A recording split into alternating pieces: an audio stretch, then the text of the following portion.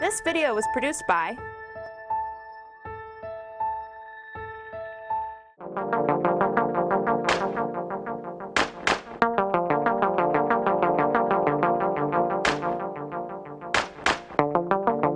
So let me introduce our guest. Our guest is Stewart, who's a professor of graduate psychology at JMU, where she's taught since 1991. She's a licensed clinical psychologist and a play therapist, and she's devoted her career to crisis intervention, family counseling, child abuse prevention, and child daycare. She's the founder and president of the Virginia Association for Play Therapy, and recipient of National Play Therapy Distinguished Service Award and many, many other awards that it would take a while to list here. She promotes resilience and attachment in children through projects around the world, including Sri Lanka and India following the tsunami.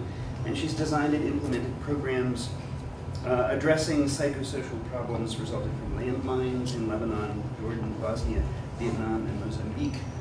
We invited her here for a whole host of reasons. One, because of everything I just said, and also because this semester there's a course that the assistant director at IVS, Daniel Robinson, is teaching with Daniel Levinovitz, who's in the Department of Philosophy and Religion, called The Object of Play, which is investigating play, first looking at theories of play, and then creating toys, games, etc., using those ideas. And so much of what you see around the room is the result of those experiments. So that gives you a sense, and obviously Ian's work was of tremendous interest for all of those reasons. So with that said, thank you. Thanks. Ian. Thank you. Well, hi, everybody. Well, thank you. I'm really, really happy to be here, and I'd like you to put your pencils and papers aside for a second. We're going to stand up in a second and get in groups of 3 or 4, face one another, and think of a childhood memory of play. Don't say a word, but face one another and show the play that comes to mind for you. One person take a turn, and the others can guess what it is. Some of them might be more evident than others, and the next person take a turn, and then we'll see what people have come up with, okay? So go ahead and stand, get in your play groups. All right, let's get a comment. Karen, how do you feel right now?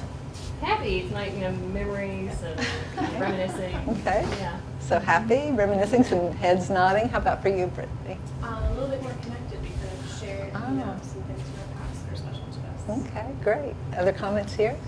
I feel a little energized because I've jumped a few times. Okay. How about for you? Good. Mine was a sandbox, and I was just in a sandbox with my daughter, so it's kind of fun. Oh, wonderful. So intergenerational connection there too. How about here? I'm embarrassed. Okay. Because? Because it felt so silly. Yeah. To do it in front of people at this time. Yeah. So when you did it, to admit it. So when you did it as a child, how was it? Fantastic. Okay. The really important observations here. Just kind of wonder about what all you're hearing. How about here? I was just thinking how free it was to be a kid, and that's a good feeling to evoke today. Yeah. To feel free. Mm-hmm. Okay. And over here, how about for you, Valerie? Oh, like Brittany, connected and a little lighthearted. Okay. Some of the things that I heard or observed were jacks, playing jacks. People, pantomime for me how you would play jacks. Okay, all right. So some people, it's like, oh, jacks, I'm not so sure. So there's generational play, there's culturally embedded kind of play, gendered play for sure, because we had ballerina over here, and that could or could not be gendered, but likely in America is pretty gendered. Okay. Bicycle riding, not so gendered. Okay. How different it feels to invoke it now, which can feel lighthearted, playful, fun, connected, and a little like, oh, self-conscious and embarrassing. Did I just act like a horse in front of everybody? Okay. Yeah, just concentrate on that front of the horse, is what Lisa said. Okay. Other observations about what it was like? Yeah. I had kind of a weird, so the first thing I remembered was running through the woods and killing people. So play, I mean- like play. Now, obviously, it was pretty bad. Killing people. Statute of But, you know, limitations, I don't think goes up on that. Like, I spent an amazing amount of time Yeah. with other boys running through the woods, going, Yeah. and it was innate. It was not like, hey, I want to be G.I. Joe. It was more It just emerged. primordial, and so it was really, really fun too. And so I experienced that and then thought, ooh, Yeah, yeah. bad, bad. Okay. So embarrass, bad, bad. Exactly. Okay, yeah. And then one of the ways we can explain it or rationalize it, describe it now, is to say, well, you know, it just kind of came out. I didn't decide to get up and play like I'm killing people. And we think about attributes of being a horse or of running through the woods with your posse, with your gang. Because some of these were solitary play, some of this was very much embedded in a social network of play. One of the elements that I hear that is very, very therapeutic in play is power and control. Beverly James said, you know, in the safe disguise of play, a child can vanquish all their enemies and devour them. Okay, this is for a children's therapy book, and it's like, well, yeah, that is what we can do because reality is suspended. So just remember that kind of affect that came with it. That's one of the reasons that we do it for children who've been traumatized or living under chronic stress, is because it does elevate the mood. It's pleasurable. Okay? That's part of what play offers. And in some children's lives, that kind of situation has been taken far away, those playful situations, and invoking them again, I think, instills hope. And there have been very, very few spots that I've been in the world where children actually themselves haven't preserved play. They just know that it works for them. And kids don't do what doesn't work. And so they're busy playing even in the midst of some incredibly harsh environments. One of the persons who has an organized way to meld play and expressive arts in the midst of adversarial war conditions is a guy named Brian Mccarty, and he I heard him described on NPR as of a hero that they were lifting up. And when I heard his program, which was to go into conflictual areas, get representations in communities from the adversarial groups, work with existing organizations and go in and talk to the children about their experiences of war, and have them draw pictures of it, and then he goes out and takes their pictures, goes to the sites, and creates scenes with the materials that are in the area, showing what the kids have depicted, and they have the stories related to it. So he's done this with the Israelis and Palestinians and other groups around the world, and it has war toys and then art toys are a couple of his books. So I think it invoked a lot of best practices, that he's just not going in and doing the kind of treatment himself because he's going to be there, then he's going to be gone. He needs to use existing structures, people who are in relationship with the kids long term. So it's the things that I'll share today are based on research and theory and best practices in terms of the work that's done, but also the method that I use to do it, that I don't go in to Sri Lanka and say, come to me. You know, I go to the gatekeepers and train them and talk with them about what they're already doing that's healthy and sustaining, and share what I might know, and then we work it out together how to practice it and deliver it. You want to go ahead?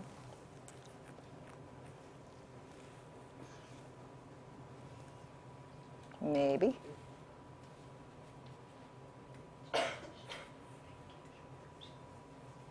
Well, oh, there it is. These are my beliefs. I have a great friend, Stewart Brown, who is the president of the National Institute for Play. He lives out, well, that was kind of interesting, wasn't it? Play and pray. You can think about that. I think there can be a spiritual connection, actually, in certain types of play.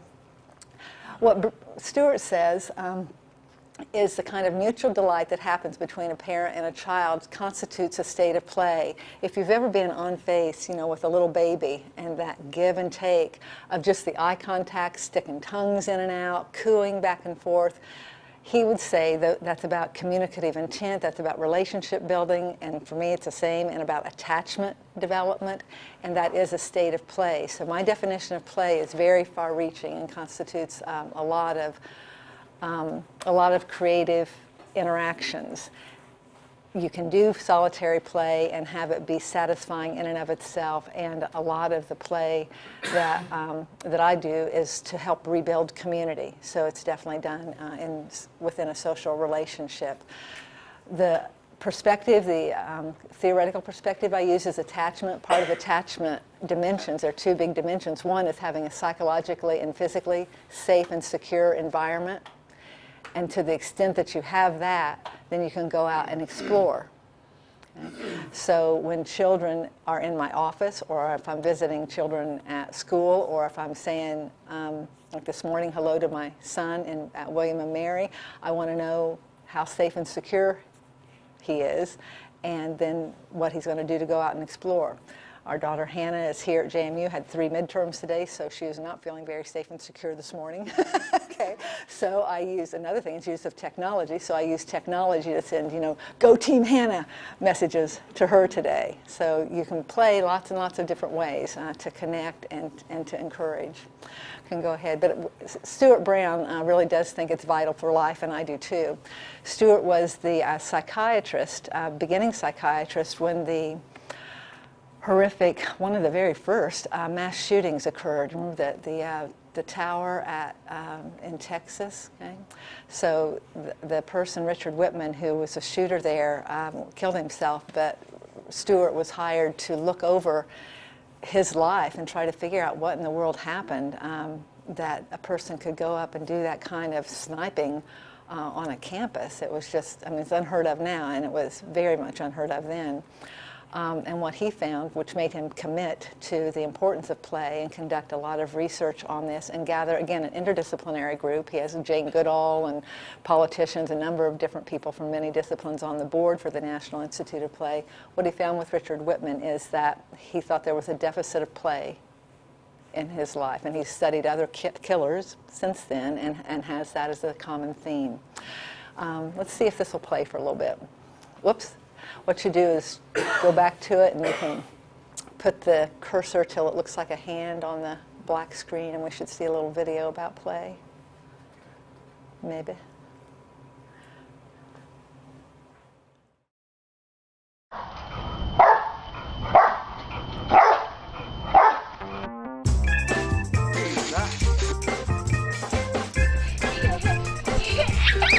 Children out in the park kicking a ball. Shoot pool, and I'll have a few beers, whatever. Just having a good time. I think the best way to understand play is to view it as a style, a way of dealing with the world. The first definition that you get for it is startling, and it says, play, first definition, to pay attention. The way I think about it is that the universe actually labored for 14 billion years so that it could play.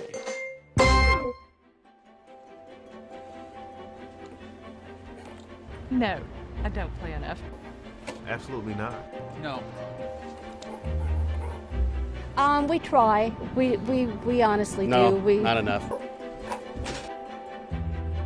The costs of play deprivation are manifold. When people don't play, they're going to be moderately depressed, rigid, inflexible, and in the extreme case, they're going to act violently.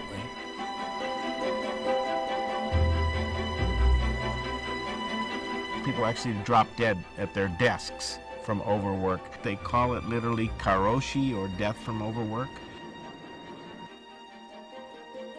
Play has an important feedback on the development of the brain that organisms need to have in order to be able to deal with unexpected things that occur in their lives.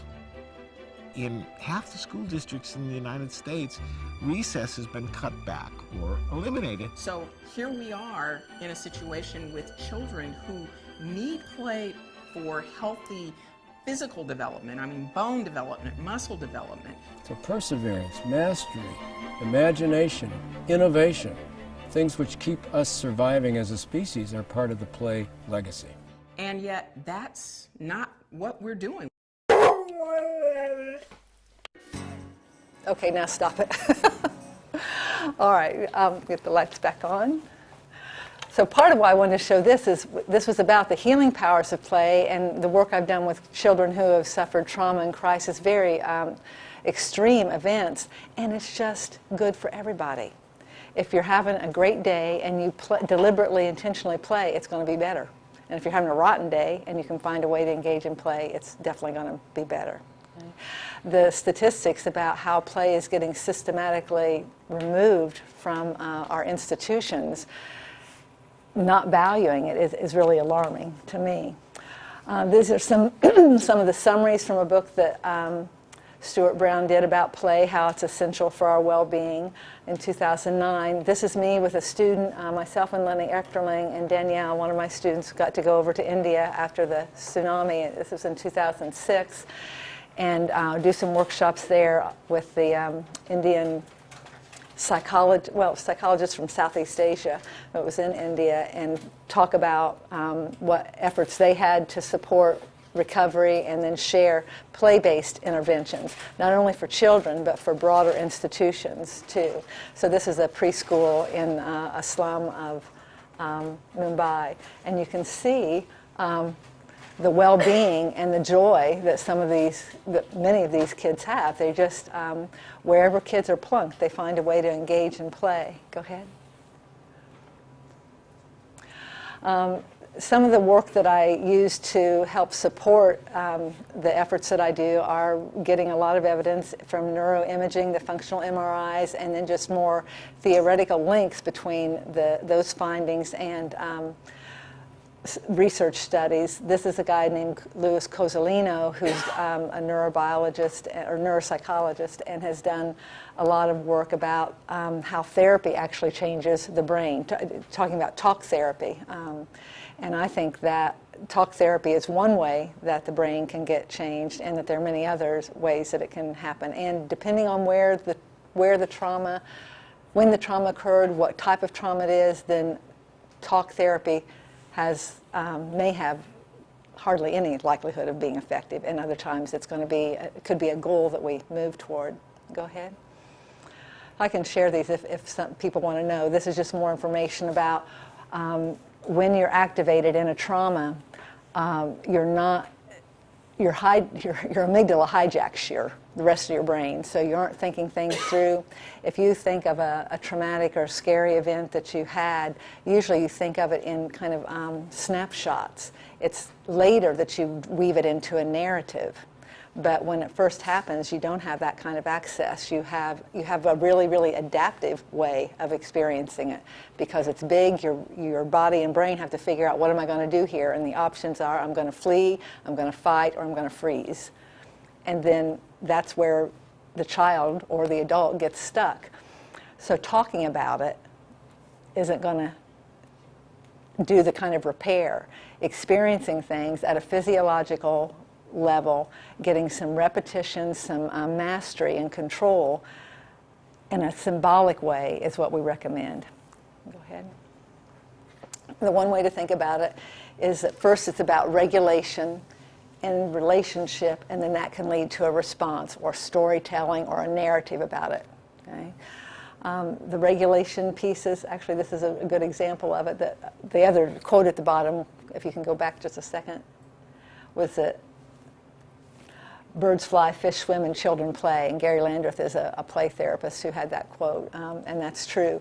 I had to amend this for my students because they thought that I didn't, I was watching, this is really early on, and I was really advocating Gary's approach, and then when they were in therapy sessions beginning, I could tell that they seemed hesitant about talking to the child or responding. And so when I kind of debriefed afterwards, it was like, well, I thought I was just supposed to play with them. I said, oh, no, you can talk.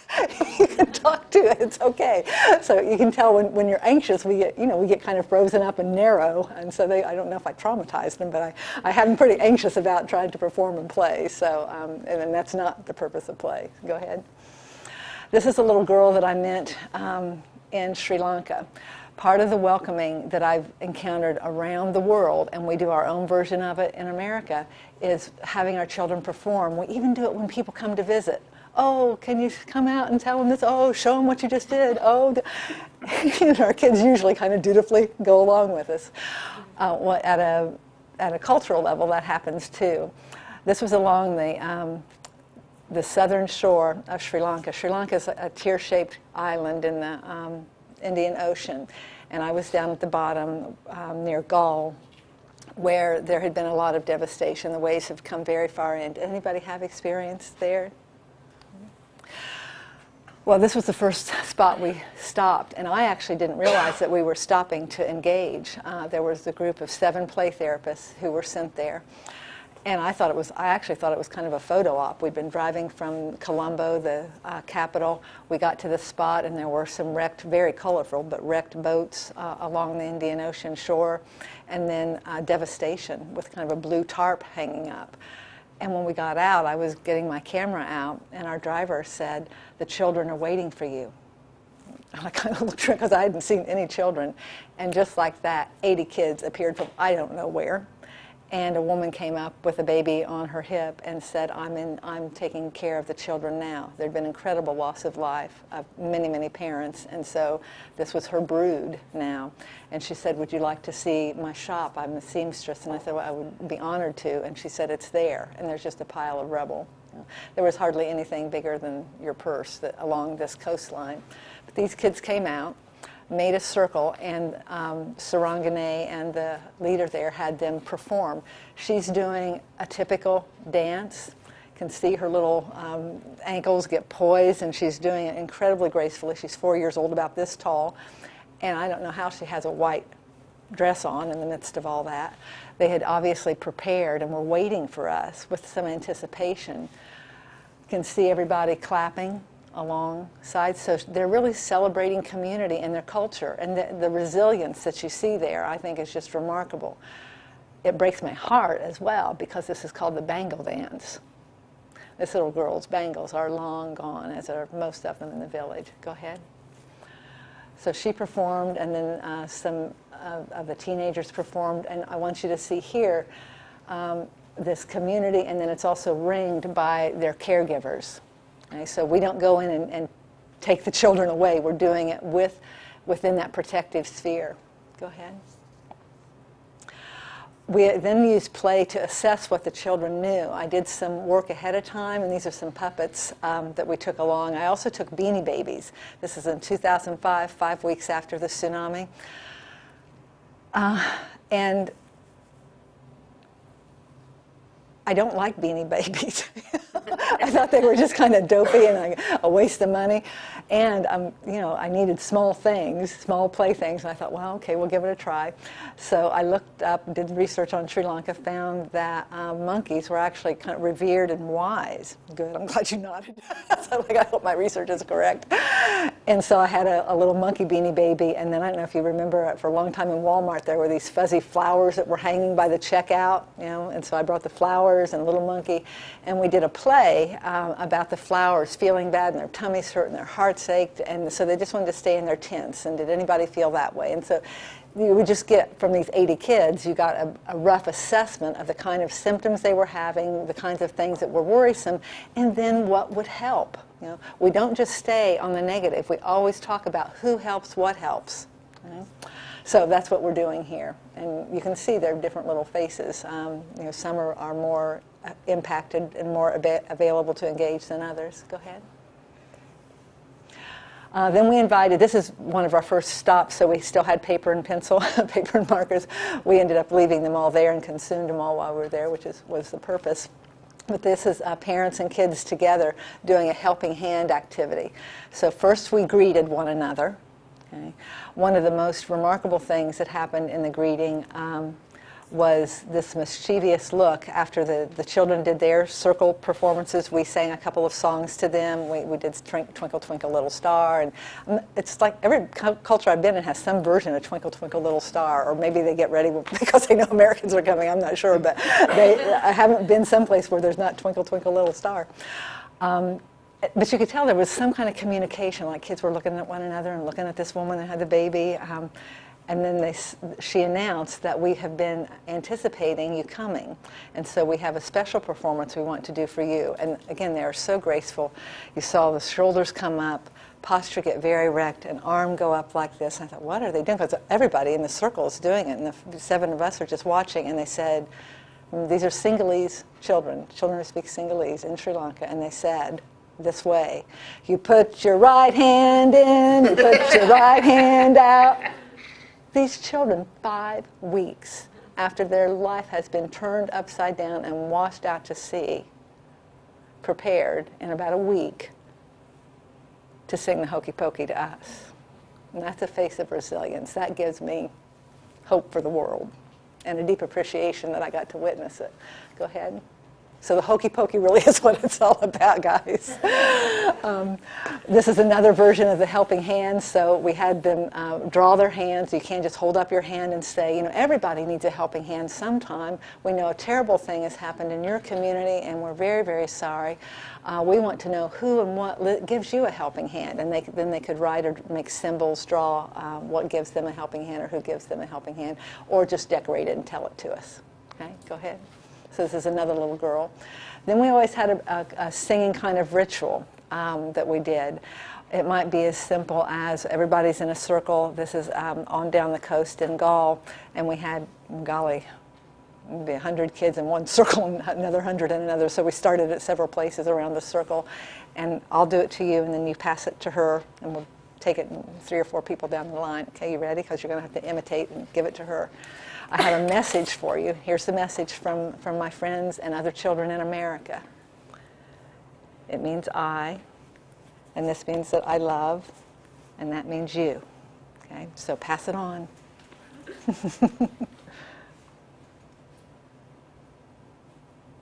Okay, pass it on. So we did that, and then we said, oh, no, that's too slow. Faster, faster, and went around the circle. So it was just a very, very simple way to connect, a way to get settled into the routine and be together.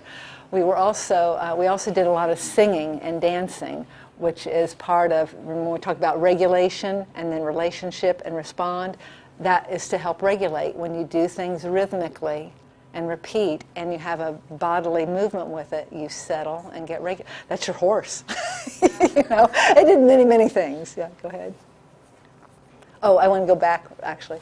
These little guys here who this was from my heart to your heart, I wish you well. Then from my elbow to your elbow, I wish you well. So that was a song we were singing, you know, from my nose to your nose. But you have to make sure you do have ones that are culturally appropriate. These little guys are not misbehaving. We had also done draw a picture in the sand of what gives you hope, what lets you know that things will have started to get better and they'll continue. And there will be hard days, and overall things will be better and better. And they were busy drawing this incredibly wonderful elephant. I took probably 42 pictures of it, and none of them turned out. Okay, but I remember it in my mind as how, you know, it was all decorated and exquisite. So go ahead. This is a game that I first did in Vietnam. I had a project there for landmine awareness, and I called it Fun with a Sheet. Wasn't my most creative name, and it also had all kinds of weird connotations when I announced this. I'm like, okay, we're not going to call this Fun with a Sheet anymore.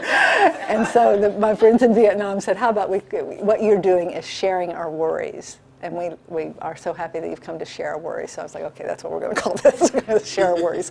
So we would either pretend to blow up balloons, or we would actually have balloons to blow up, and then we would put them on the sheet, and then we would send all of our worries over to Auntie Annie, or all of our worries over to Auntie Valerie. Okay? And then we would stand up and go around slow, and then get down low, and then go fast with all of our worries. So it was metaphorically all of us sharing all this, and we can handle it. We can have fun in spite of this big heap of worry that we've got in the middle. What would you want to do if you're holding on to a sheet full of balloons? Yeah, exactly. You know, and that's what they wanted to do. When you've had a trauma, you're dysregulated, you're impulsive, it's hard to follow directions, so all these things are based on the research related to dysregulation in trauma. And just also healthy development, what is going to help you be successful in school, those kinds of things. So you can do it again, whether it's been trauma or not, but that's why that is the rationale for it. Go ahead. Same thing on blowing bubbles. If we all started breathing like this and checked our heart rate would get faster. If we take deep breaths, breathe in hope and breathe out worry, you know, and do it in 4 counts, then we're going to feel calmer. Our heart rate will go down. Our blood pressure will go down. So we did it with bubbles. This is when we were running out of bubbles. So we're kind of to share bubbles, but they were incredibly sweet about it. And again, you don't have to have bubbles. You can pretend. Go ahead. This is, again, in Sri Lanka. This is in Sri Lanka, and I didn't mean to do this. This is called Rebuild Your Village. When I was in Vietnam, this was an activity I did related to the destruction that might happen with landmines, and it's still war devastation decades later in many of the villages. I was in Quang Tri province, which is the middle of Vietnam, where the DMZ is. And so we'd invite children to give us their ideas, especially say, we know that you're not in charge of rebuilding your village. You know, there are adults that are thinking about that, choosing what to build and what development to do next. And we're interested in your ideas. What would you do if you were in charge of rebuilding your village? Well, when I got to that first village that was just rubble, I thought, there's no way I'm going to ask these kids. It just seemed an insult, and it just didn't fit. So I was stuck there. The person that you saw behind me or beside me with the puppet, his name is Michael Benjamin from Utah, was on the trip too. He loved that idea. So I'm standing, we're getting ready to do the next activity, and Michael says, so the next activity will be rebuild your village. And I'm like, ah! No, we can't rebuild the village because the village is too broken right now. The kids went out, just like that. They came back and found, it's not this group, but one group actually found a small little Christmas tree. Where in the world? They found that, but they brought that but put it in. Almost all the kids had the same method for rebuilding the village. In the center, they put a square wall and put the temple in the middle. And then they put homes and schools. Then they put orchards and gardens. And then, bless their hearts, they built roads and bridges out. Go ahead. This is another example of the use of play. This little guy had lost his mother, and this is in Hambantota, a huge displaced persons camp, and it was the only place I saw kids hit one another, and the only place that the parents didn't stay protecting the children when we got there. They came and stayed with us for a little bit, and then they all kind of wandered off.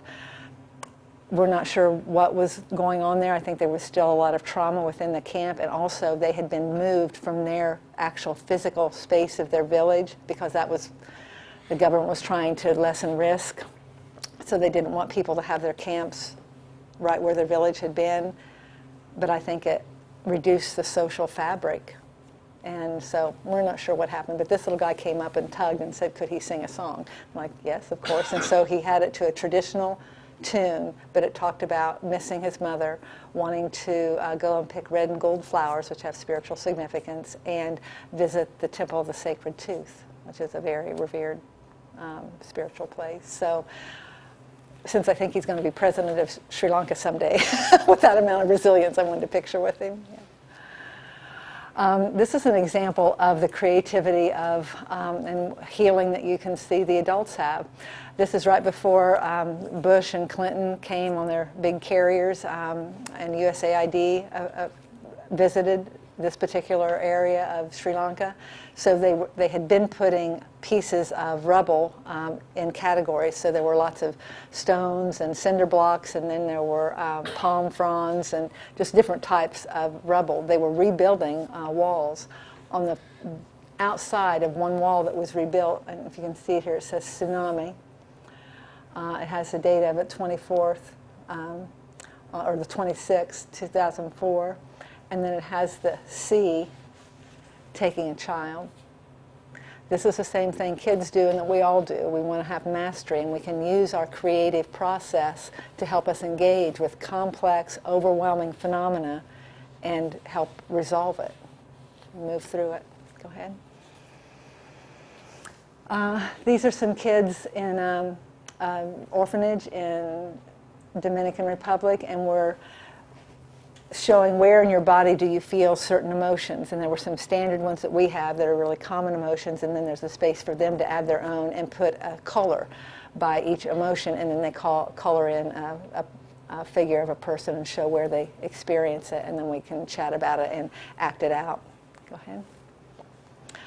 This is one little girl that you can see a little bit more clearly how she did it. She was coping pretty well. Here's another little one. Coping less well, having a lot of nightmares, and her safety was not as secure as this little girl. Go ahead. This is another shot of the kiddos in the Dominican Republic, and this was a trip I took about 14 undergraduates and graduate students on, and we do singing that have a lot of repetitive words in them for the kid, and motions with them for the kids to do. This one is called Love Grows One by One, and we've done it many places. Here I just thought you could see all these little faces. They're engaged, but some of them are more preoccupied than others. This is doing the same Love Grows down in Costa Rica. A wonderful story here is, this is the first time I did it in Costa Rica, it just so happens, and this is in a Nicaraguan refugee camp. The head of this foundation is a Costa Rican humanitarian foundation.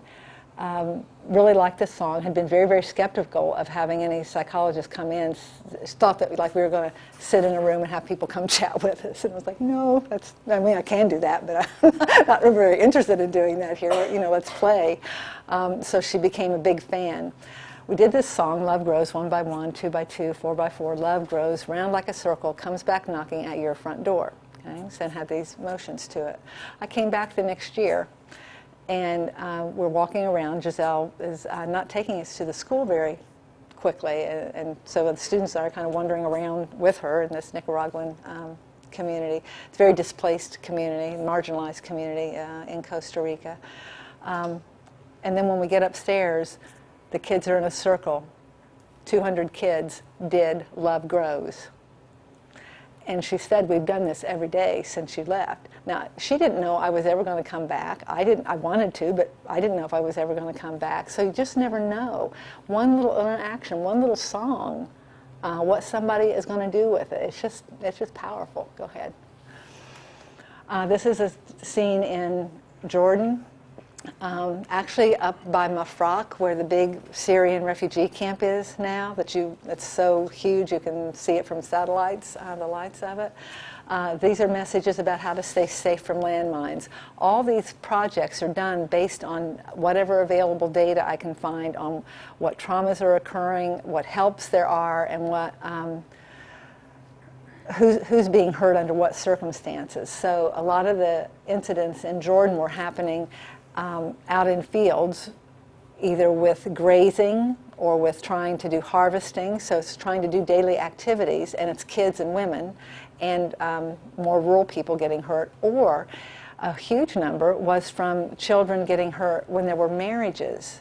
So they had gone to another area that they're not familiar with, and the parents are busy. They aren't inattentive, they're just busy doing their thing, and kids are roaming, and they would end up getting hurt. So we had messages about how to stay safe in unfamiliar places. Go ahead. All of this is many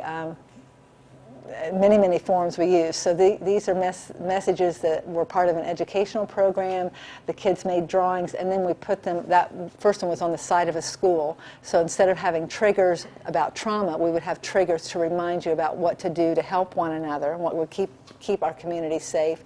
And then this was along a roadside thing, when they have the big walls, like along 66 to keep we need to stop. Just want to give people a chance back. I Okay. have a feeling that this rich topic. Okay, let me go show you a few more images then.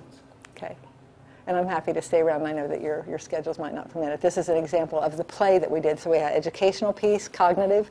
We had them actually draw and have music attached to it. And then we made up a play about how to stay safe that had persons with injuries as members of the play. Go ahead. You can go ahead. These are some scenes of the play. Go ahead. I do this with adults too. This in 2012, Lenny Echterling and I went to Lebanon and had 30 persons who were adult survivors of injuries with landmines or ordnance. This is Helping Hand. Yassim does not have a hand. So many of the participants didn't. So we said this is an activity and we don't want to be insulting. And they're like, no, it's okay. And one man had loved the United States. He had lost both hands in an accident at the Dead Sea and had been flown to America. They had taken off his big toes and made a pincer grasp for him. And he was impressed, and it changed his life to be able to have that surgery. So he said, is it okay, Dr. Ann, if I don't draw what I really have, but I can make 5 because there are more than 2 people who help me and more. So again, that resilience that you see. Go ahead. These are some of the other landmine survivors. She didn't have any legs. This is Ken Rutherford, who is the head of our demining center here. And we all played. Well, went out in the play yard and we were all playing together, going down the slide. Go ahead. And playing basketball, many different things. Go ahead. This is at the National Guard, working with the National Guard families down at an armory in Stanton that I would take my students down to. Go ahead. Playing outside with them. Go ahead. Doing activities. This is the pocket pal that she made for her dad who was going to go be deployed overseas, so a little message and picture of her for him to take. Kids in India. This is an example of the importance of rituals because these kids are doing songs about getting up, getting breakfast, coming to school. Go ahead. After Katrina, the use of storytelling for older kids. Go ahead. And then we had them do drawings, and Lenny and I ended up making a calendar to send back to them. So everybody in Pascagoula school system, all the kids in that system got a calendar with their artwork and their messages that they have. That's also what all my family got for Christmas that year. So we had to pay for it because we had no funds. Go ahead. Another example. Go ahead. And this is my family.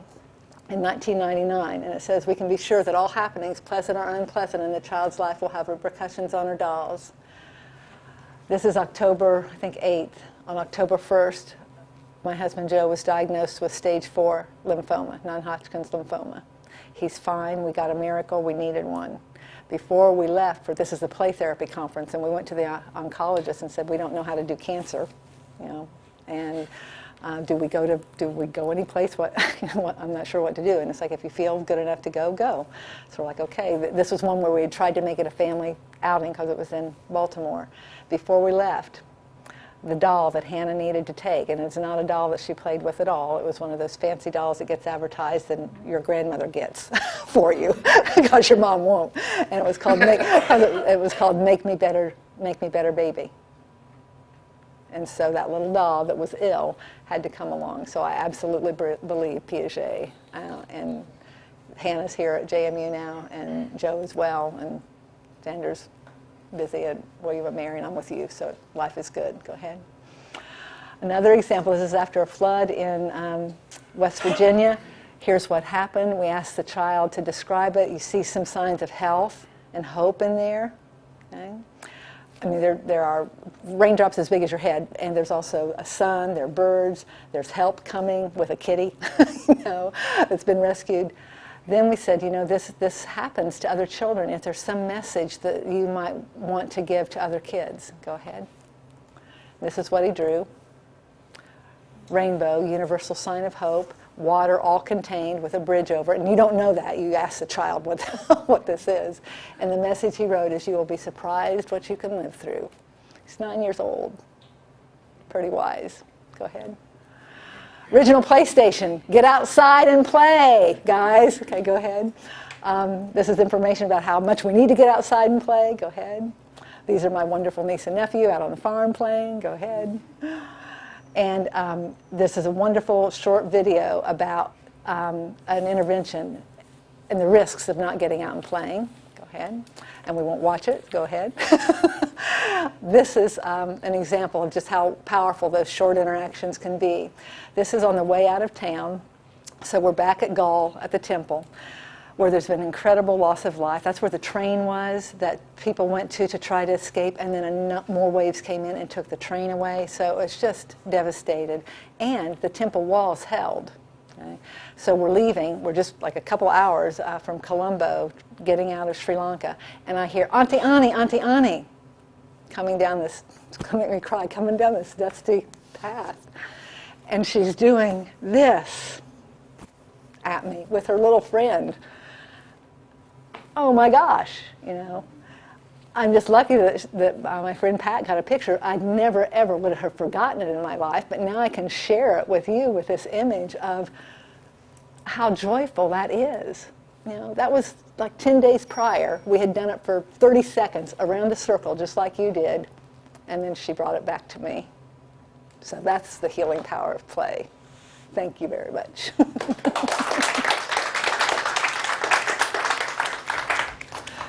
So, questions? Comments? Anybody want a mint? Or a piece of chocolate? Yes? How did you all work within language barriers? Oh, great question. That's one of the great things about play. It's a way universal language. Okay, so part of it you don't have to, the same way that you started pantomiming. You didn't have to have words for that, and you do want someone who knows the language close by. Okay, so you don't try to do it all by gestures. You know, come on, let's play.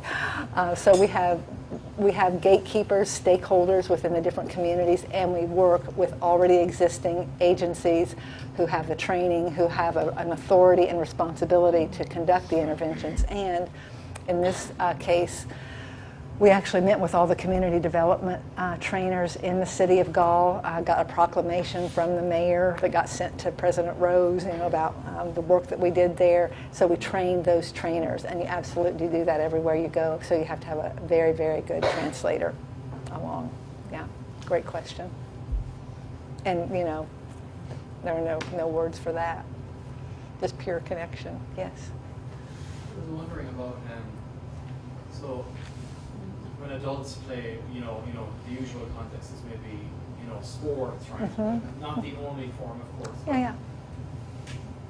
How does one? I've been thinking about, you know, how to define sports, and my first instinct was like, you know, ritualized play, or you know, but that's just after just thinking for 10 minutes. I'm wondering, you know, it's kind of rule-bound play. So rule-bound play in a particular way, yeah. So it's still social. It can be very, very competitive, and it doesn't have to be. How many of you have played Duck, Duck, Goose? You know, where you get in a circle, somebody goes around, taps you on the head. If you get tapped on the head, what are you supposed to do? Jump up and chase after the person. Okay. My sister Janet, who can make anything cooperative, said, how about Duck, Duck, Goose, hug? So you get tapped on the head, you hop up, and you run the other direction, and when you find each other, you hug. Okay? So you can make even things that are very simple and have a competitive notion more cooperative. So there are lots of cooperative games you can do, and at one level, most sports are cooperative on your side, okay, and not on the other side. So. What else? Yes? I'm just wondering about the difference between solitary and social play. Because it came, I mean, obviously in your work, it's largely social, I think. And so I'm just thinking about, and that also ties to the other question, which is sort of the difference between adults and children playing. Because adults, I think, are okay with, you might play on your own. You might run through the woods without telling anyone. But if you're going to do social play, it's going to be something like what Edmund described. Yeah. It's going to, if it doesn't have those rules, then it feels a little, and solitary, you're sort of free to do whatever you want. And so I'm just wondering about the difference between solitary and social play. Well, between solitary and social, the things that are the same about them are that they have an end just in and of itself. That's not, doesn't have to be goal directed. There may be a goal attached to it, but the emotional engagement is just pleasure and fulfillment in that moment, in and of itself, okay, for solitary or for social engagement. Other added things that come with, or different things that come with social, have to do with that sense of community. When we think about the 3 levels, regulation, relationship, and response, I think solitary play can be more regulatory. You had reading as play, and many people do, and it's just not because we're in higher ed. I do this lots of places, and reading is a type of play. Going for walks on your own, many people say, adults say, is a type of play. That's the kind of broad net I see play having as well. What was your other question though about? Oh, the self-consciousness that we have. Yeah, I think we kind of feeling okay doing solitary, but if it's social, it's got to be. I mean, adults would not be doing that. Well, and remember, I think we need to kind of get over ourselves, and it's one of the reasons that that Stewart Brown has the National Institute for Play, is to try to help us see that it's not healthy to shut that off to the degree that we do. And we need to embrace that more as a culture, even a comparison between the United States and Europe, who takes August off, you know. That it's just a really, really different communication about our health and well-being and what we value. You saw the landmine survivors out at a playground. It was a children's playground, but they were going down the slide. Then the kind of activity that you can engage with, and if you get in a community that's accepting and delighting in one another, there usually is a period of self-consciousness and awkwardness because we haven't been practicing it. We've been shutting it down and channeling it other places, and you found it when you just had to kind of think back and go, okay, because mine would have been swinging. Okay? And it embodies, I love to swing, and it has that repetitive motion in it. It was very solitary, but it was also great if my sister Sharon would come and push me, and then it was even more great if she could push me and then run under me and not extend me uber high, like #scared to pieces, but really happy. And that's also what happens in play, that you take risks. You have this novel problem solving, all the things that power, seriously, the video that we talked about that was called Seriously, we need play. That's what the message of the National Institute for Play is, that we're on a bit of a downward spiral here. Do you think with adults, because I'm thinking about, I work with a lot of adult refugees. Many of them have been through the types of things you're describing here with children. What I've seen, and this is intuitive, I don't know your field, but intellectual play also helps. I think that feeling of safety, laughing is the play of adults, I think. So there isn't this self-consciousness because it seems like the normal play for an adult. It's not competitive. It's not an organized physical activity, but it is something that feels like play.